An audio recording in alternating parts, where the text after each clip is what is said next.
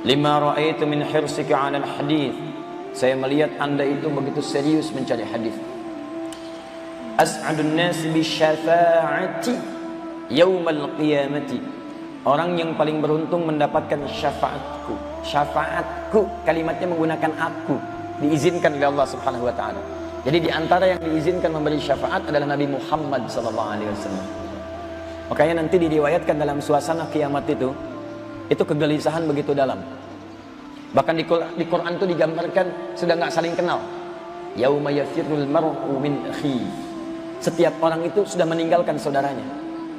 Antum sekarang mengatakan akhi, besok nggak kenal ketika kiamat. Lari masing-masing tuh. Akhi nggak kenal saya ya, nggak sempat jawab. Akhi ilaina ila liqa. Masya Allah. Mau kemana? Sibuk dia. Jangankan saudaranya, wa ummihi wa abi, ibu bapaknya sudah nggak kenal. Saking dahsyatnya. Gak usah kiamat lah, maaf. Antum saat misalnya terjadi banjir, gempa, macam-macam. Mohon maafkan saya pada saudara-saudariku yang ada di Aceh. Saya cuma cari satu contoh saja. Kalau digambarkan seperti tsunami kemarin di Aceh misalnya dan sebagainya. Coba dalam suasana itu, masih kenal kawan nggak? Umumnya suasana itu sudah terbayang bagaimana menyelamatkan kita. Ada sebagian yang masih ingat dekat anaknya, dekat ini kami kunjungi Aceh, ada yang cerita, saya bawa anak saya bawa ini karena belum datang bah dan sebagainya. Tapi yang mengalami langsung depan bahnya sudah nggak ingat macam-macam, lari. Itu baru dunia yang diberikan gambaran kepada kita. Dan saya berusulkan kepada Allah, saking sayangnya Allah dengan teman-teman di Aceh dan sebagainya, masya Allah, ayo pulang lebih cepat, insya Allah dapatkan surga yang terbaik dengan Allah Subhanahu Wa Taala, sesuai dengan amalan-amalannya. Tapi pertanyaannya, bagaimana dengan kiamat yang lebih dahsyat dibandingkan dengan itu? Karena kalau kiamat terjadi, bukan gempa biasa. Lihat baik-baik. Idza zulzilatil ardu zilzalaha. Zilzalnya disebutkan dua kali. Zulzil, zilzal.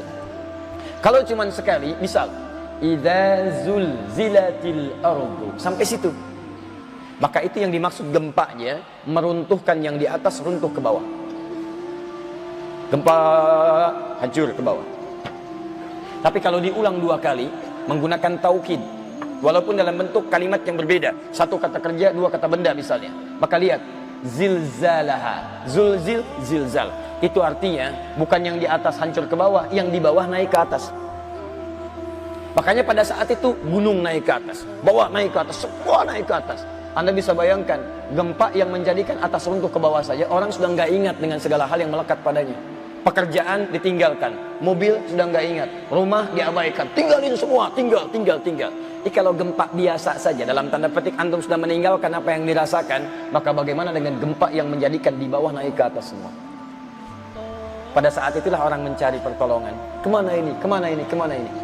Ada yang datang ke Nabi Adam, dikatakan saya tidak bisa memberi. Ada yang datang ke Nabi B, dikatakan saya tidak bisa memberi. Terus ternyata di antara sekian Nabi dan Rasul, ada yang diberikan kesempatan oleh Allah memberikan syafaat.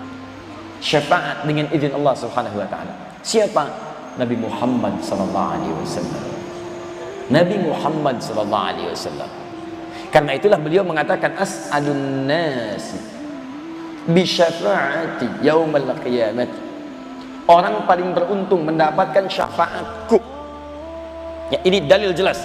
Nabi bisa memberikan syafaat dengan izin Allah Subhanahu wa taala. Yaumal qiyamati, pada hari kiamat. Nah, ini rumusnya. Kalau kita ingin mendapatinya, bagaimana mengerjakannya? Man qala la ilaha illallah, adalah siapa yang pernah mengatakan dalam hidupnya la ilaha illallah. Tapi bukan sampai sini saja. Teruskan. Awas, teruskan. Khalisan. Dia katakan dengan ikhlas. Ikhlas min qalbihi aw nafsihi, langsung mengalir dari hatinya. Khalisan min qalbihi aw nafsihi. Teman-teman, ini kalimat kelihatannya gampang didengar, tapi tidak mudah mempraktekannya. Perhatikan baik-baik. Setiap kalimat yang diucapkan dan kalimat itu mengandung nilai ibadah, maka disebut ikhlas. Disebut kalimat itu ikhlas bila kalimat yang diucapkan itu akan nampak dalam pembuktian. Satu, misal Anda ikhlas mengucapkan kalimat syahadat, asyhadu an la ilaha illallah wa asyhadu anna muhammadar rasulullah. Saya bersaksi tiada Tuhan yang layak disembah kecuali Allah, dan saya bersaksi dalam menyembah Allah itu mengikuti tuntunan Muhammad Rasulullah sallallahu alaihi wasallam. Ketika Anda menyampaikan kalimat itu kalimat ibadah. Ibadah. Bagaimana ukuran benar kalimat itunya? Apakah hanya di lisan saja atau sampai ke hati? Maka biasanya semua kalimat ibadah akan ditunjukkan oleh Allah dalam bentuk pembuktian. Apakah benar tekadnya itu atau hanya sekedar kalimat di lisan saja? Apa pembuktiannya? Diturunkanlah kemudian amal soleh untuk menguji. Perhatikan baik-baik. Asyhadu an la ilaha illallah. Saya bersaksi tiada Tuhan yang layak disembah. Di ilah, Allah, itu bukan nama Tuhan saja, tapi nama Tuhan yang harus disembah kecuali Allah. Bagaimana membuktikan kesungguhan kalimat itu? Maka Allah turunkan bentuk-bentuk ibadah amal soleh untuk menguji kebenaran dari kalimat itu. Jangankan Anda, level Nabi dan Rasul pun akan mendapatkan ujian serupa. Contoh, Nabi Musa. Quran surah ke-20 ayat ke-14. Ketika Allah minta kepada Musa untuk menetapkan Allah sebagai Tuhan yang disembah, maka muncul ujian untuk menyembahnya. Perhatikan kalimatnya. Innani anallahu. Sayalah Allah, Tuhan yang layak disembah. La ilaha illa ana. Nggak ada Tuhan yang boleh disembah kecuali saya. Fa'budni, sembah saya. Bagaimana cara menyembahnya? Diuji dengan amal saleh. Wa aqimis salata lidzikri. Cara menyembah saya, tunaikan salat. Supaya dengan salat itu kamu selalu ingat bahwa saya Tuhan yang layak untuk disembah. Musa Nabi, Musa Rasul. Musa dekat dengan Allah, saking dekatnya diberikan pernyataan Allah langsung kepadanya. Wa kallamallahu Musa takliba. Musa ahli surga. Teman-teman, seorang nabi, rasul dekat dengan Allah, ahli surga, masih disuruh sholat untuk membuktikan kalimat syahadatnya. Antum bukan nabi, antum bukan rasul, tidak pernah Allah bicara langsung kepada antum. Surga belum jelas, amalan masih berantakan, hisab menegangkan. Antum gak mau sholat, antum siapa? Coba lihat, semua nabi rasul sholat. Nabi Musa tadi sholat, Nabi Isa sholat. Quran surah ke-19 Maryam ayat 31 sampai 33-nya. Kemudian Nabi Ismail sholat, ayat 55-nya, surah 59. Surah ke-19 ayat 55-nya. Bahkan minta keluarganya sholat. Wa kana ya'muru ahlahu bis shalah. Ismail minta keluarganya mengerjakan sholat. Nabi Ibrahim minta semua keturunannya mendoa kepada Allah supaya sholat. Quran surah ke-14 dengan namanya Ibrahim ayat 37. Liyuqimus shalah, supaya keturunanku bisa menunaikan sholat. Sholat. Semua nabi sholat. Ayo urutkan, Nabi Muhammad sampai ke Nabi Adam alaihissalam sholat dengan cara yang berbeda-beda, tapi dengan makna yang sholat. Cara berbeda itu dalam bentuk syariat. Ada yang zikir seperti Nabi Daud, ada yang kemudian sholatnya berdiri sampai ruku dan disempurnakan pada masa Nabi Muhammad SAW sampai sujud sampai dengan salamnya. Ada semua. Ada teman-teman sekalian. Nah sekarang apa faidah dari sholat itu? Sholat itulah pembuktian kalimat la ilaha illallah. Jadi kalau orang ikhlas syahadatnya, maka dia akan mudah menunaikan sholatnya. Di gambaran orang yang dapat syafaat itu bukan cuma bisa mengucapkan kalimat la ilaha illallah, tidak, tapi dia membuktikan la ilaha illallahnya lewat perangkat amal soleh dalam kehidupannya. Jadi bukan sekedar syahadat. Asyhadu an la ilaha illallah, asyhadu anna Muhammad Rasulullah. Islam sah, tuliskan di KTP. Agama Islam, sholat tidak. Masya Allah, KTP-nya masuk surga, andanya tidak. Baik-baik teman-teman sekalian. Kalau coba seperti itu, zaman jahiliyah sudah ada yang begitu. Turun Quran surah ke-49 ayat ke-14. Qalatil a'rabu amanna. Ada orang Arab Badui mengatakan, Muhammad saya beriman. Sudah bersyahadat dia, syahadu an la ilaha illallah, syahadu anna Muhammad Rasulullah. Tapi maaf, minta sholat malas. Tunda-tunda, akhlak gak ada. Turun ayat langsung mengatakan, qul lam tu'minu. Katakan Muhammad, dia nggak serius imannya. Kalimatnya cuma di lisan, nggak nyampe ke hati. Walakin qulu aslamna. Katakan pada dia, kamu baru menyatakan masuk Islam. Walamma yadkhulul imanu fi qulubikum min qalbihi. Tapi iman belum nyampe ke hatinya. Belum nyampe ke hatinya. Tafsir terbaik dari hadis dan ayat ini kita padukan. Ada orang mengatakan berislam, mengucapkan syahadat, ngaku beriman, cuman iman cuman di tenggorokan, nggak nyampe ke hatinya. Karena nggak nyampe ke hati, pembuktiannya nggak ada. Cinta, seperti cinta. Cinta itu kalau dituliskan di dalam hati, itu akan mengalir dalam pembuktian. Apa pembuktiannya? Nikah. Makanya jangan sampai percaya ibu atau akhwat nih yang masih gadis, kalau ada yang mengatakan, sayang, namamu tertulis dalam hatiku. Katakan, saya tidak butuh tulisan di hatimu, saya butuh di buku nikah. Bikin status. Itu yang terbaik. Jadi kalau coba tertulis di hatiku, mana pembuktiannya? Setiap cinta butuh bukti. Antum cinta pada Allah, antum bersyahadat. Buktinya bagaimana? Amal soleh. Caranya ikuti Rasulullah. Makanya kalimat keduanya wa asyhadu anna Muhammadar Rasulullah.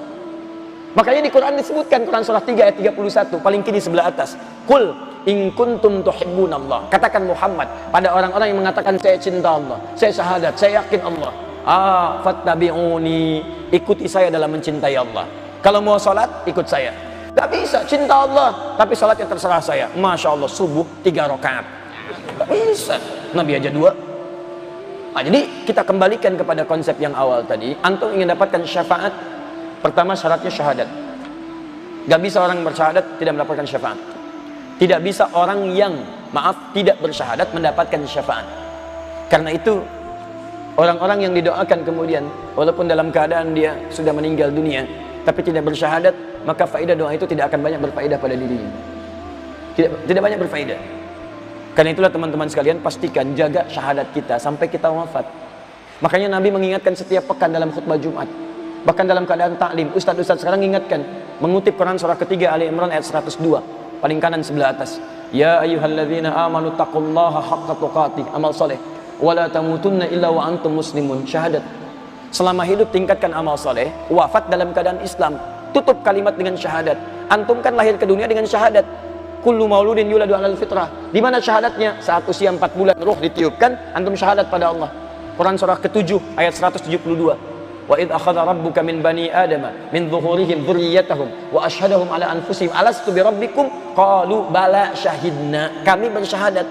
Makanya ketika lahir dalam keadaan fitrah, kata Nabi, kullu mauludin yuladu 'alal fitrah. Setiap lahir pada fitrahnya. Apa makna fitrah? Islam, syahadat. Mana dalilnya? Quran surah 30 ayat 30 paling kanan sebelah atas.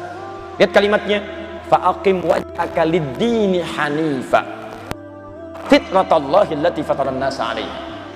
Fa'aqim wajhaka lid-dini hanifa, maka hadapkanlah, siapkanlah dirimu untuk menunaikan ketentuan din yang hanif itu. Apa maknanya din? Islam. Dari mana dalilnya? Quran surah ketiga ayat 19. Inna dina indallahil Islam. Menafsirkan ayat ini, Quran surah 30 ayat 30, fa'aqim wajhaka lid-dini ayalil Islam.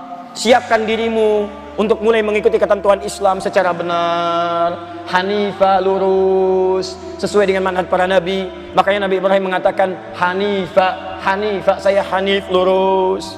Fitratallah, itulah fitrah allati fataran nasa 'alaiha, yang ditetapkan Allah kepada setiap manusia ketika terlahir.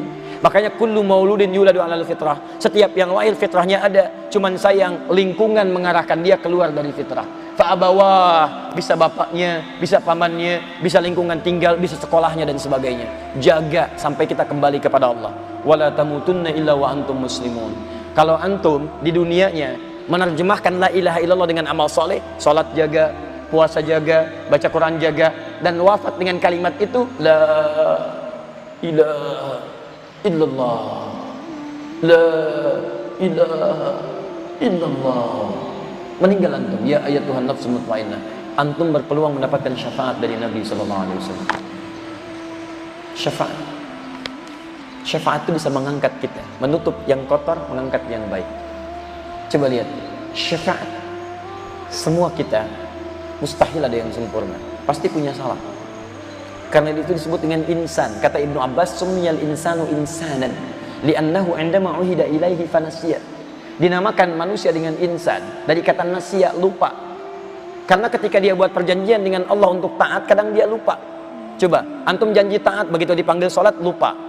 Silakan cek. Sama begitu mengerjakan maksiat, lupa dengan ketentuannya. Lihat teman-teman sekalian, orang berdusta tahu dusta itu salah, cuman ketika berdusta lupa. Makanya kalimat lupa, nasiya, di Quran disandingkan dengan salah. Quran surah kedua ayat 286. Nasiya, lupa, kami lupa, nasina, salah, akhto'a, kami salah, akhto'na, Rabbana la tu'akhidna in nasina aw akhta'na. Ya Allah, jangan hukum kami kalau kami pernah lupa dan dari lupa itu kami salah. Ketika Allah akan hukum, bagaimana supaya doa kita dikabulkan? Allah berikan syafaat lewat Nabi Muhammad SAW. Hukuman itu bisa ditiadakan dengan syafaat Nabi Muhammad.